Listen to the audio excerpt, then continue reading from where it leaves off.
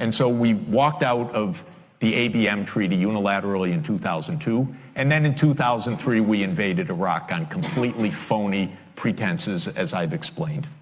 In 2004-05, we engaged in a soft regime change operation in Ukraine, the so-called First Color Revolution.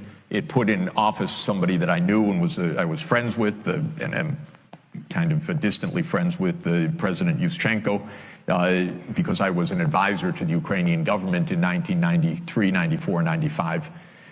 And then the U.S. had its dirty hands in this. It should not meddle in other countries' elections.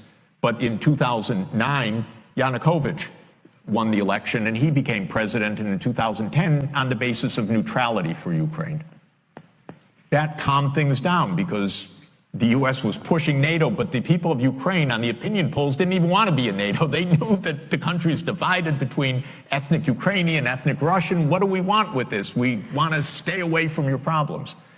So in February 22nd, 2014, the United States participated actively in the overthrow of Yanukovych. A typical U.S. regime change operation, have no doubt about it.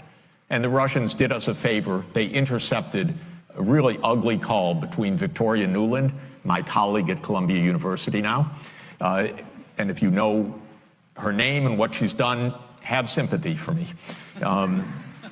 Really.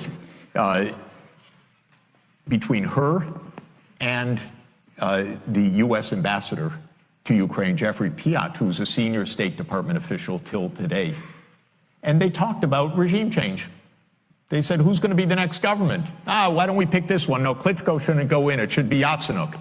Yes, it was Yatsenyuk, and we'll get the big guy, Biden, to come in and do an attaboy, they say, pat him on the back. It's great. So they made the new government. And I happened to be invited to go there soon after that, not knowing any of the background. And then some of it was in a very ugly way explained to me after I arrived, how the U.S. had participated in this.